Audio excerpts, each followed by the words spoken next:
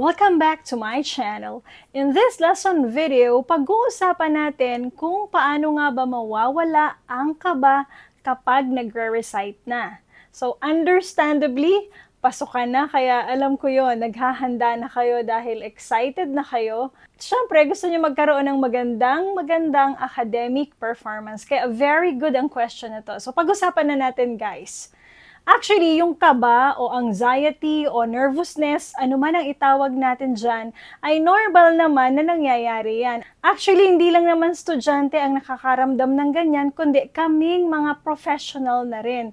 May mga instances, guys, alam nyo ba, pinag-MC ako, tapos yung audience, hindi ko mga kilala, minsan mga foreigners sila, at ang dami-dami nila, talaga naman, kinakabahan ako. Pero syempre, hindi ko naman sasabihin sa lahat na kinakabahan ako, hindi ko yun i-announce. Bagamat kinakabahan ako inside, outside, hindi siya nagmamanifest dahil pilit ko siyang kinokontrol.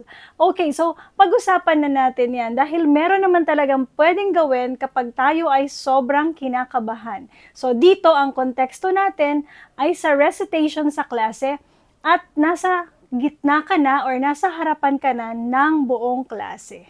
Para mawala ang kaba kapag nasa gitna ka na ng klase, subukan mong gawin ang 5 tips na ito. Number 1, tuloy lang sa recitation. Huwag kang hihinto kasi pag huminto ka, baka maupo ka na. Yun ang kasunod nun. So, tuloy lang sa recitation. Mag-focus ka sa idea na sinishare mo, na dinidiscuss mo. Huwag kang mag-focus sa sarili mo kasi pag inintindi mo yung sarili mo, yung kaba mo, lalo siyang dadami. Pero kapag sa idea na sinishare mo, ikaw nag-focus, mamamalayan mo, tuloy-tuloy kang nagsasalita at wala na pala yung kaba mo. Natapos ka nang mag-recite, wala ka na palang kaba. So, congratulations. Number 2, dahil nga nandun ka na sa harapan o nasa gitna, wala ka ng choice kundi ituloy talaga yan. So, ang maganda mong gawin ay tumingin ka sa kaklase na interesado sa sinasabi mo at friendly looking. Ibig sabihin, nakaganon sa'yo yung may mga pagnad ng ulo, pagngiti. Huwag kang titingin dun sa yung nakaganon, yung parang pinandidilatan ka ng mata, nakasimangot sa sinasabi mo. Kasi yung facial expressions nila, syempre, hindi nakaka-encourage, lalo na sa isang taong kabadong-kabado na. So, humanap ka doon ng nakangiti, interesado sa sinasabi mo, at tiyak, gaganahan kang magsalita kasi mararamdaman mo na, may value para sa kanya ang aking ipinapaliwanag. Number 3, relax. Relax lang. So, sabi nga nila, di ba, fake it till you make it. Parang role-playing na ang niro-roleplay mo ay relax ka lang. Hindi ka nagpapanik, hindi ka kinakabahan, hindi mo iniisip na mag-fail ka sa recitation na yon. So, alam natin na kapag tayo ay relax, mas gumaganda yung delivery natin kasi hindi natitense yung mga muscles natin dyan.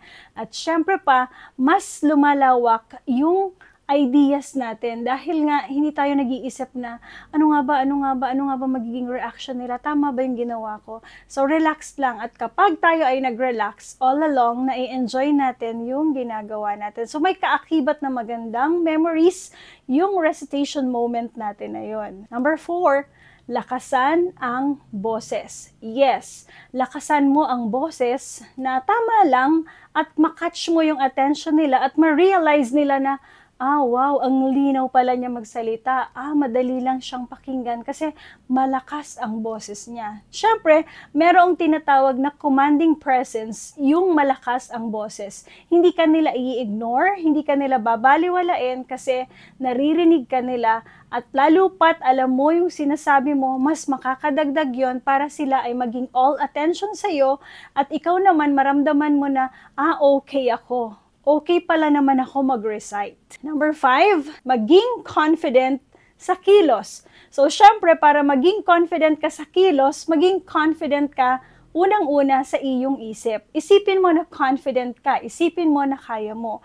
At kapag confident ka, syempre, yung posture mo tuwid, maganda yung eye contact mo sa kanila, gumagamit ka ng mga hand gestures or bodily gestures, meron kang mga facial expressions. So, yun kasi ang ipinapakita ng mga taong confident. Yung lagi lang nakayuko, nag-recite, hindi siya confident looking. So, magkaroon tayo ng tamang posture, chest out, and of course, titingin tayo sa mga audience natin. So, mahalaga yan. Simple siya, pero alam natin na malaki ang impact niya. Dahil nga, nandun ka na sa gitna, i-go mo na. I-push mo na yan. Huwag mo nang isipin na babalik na ako sa upuan ko. Ay, hindi ko kaya to. Kasi kapag lagi kang confident, lagi mong tinatry, darating ang oras na ikaw ay lagi nang okay. Hindi mo na maiisip na ninenervyos ka or may anxiety ka sa mga recitations. Remember guys, hindi nawawala ang recitations. Mapa-elementary ka, junior high school, senior high school, college, even sa master's or sa doctorate degrees, laging merong recitation. So kung meron mang tayong dapat paghusayan, isa yan sa dapat nating paghusayan. Okay guys, baka meron kayong magandang experience dyan na makakatulong sa mga fellow learners ninyo. Share nyo na sa comment section down below para marami pa tayong matulungan. There we have it guys. Thank you so much. Sana nakatulong sa inyo ang lesson video na ito. Don't forget to click like, subscribe, and tap the notification bell for more lesson uploads, practical tips, and anything educational. Have fun learning!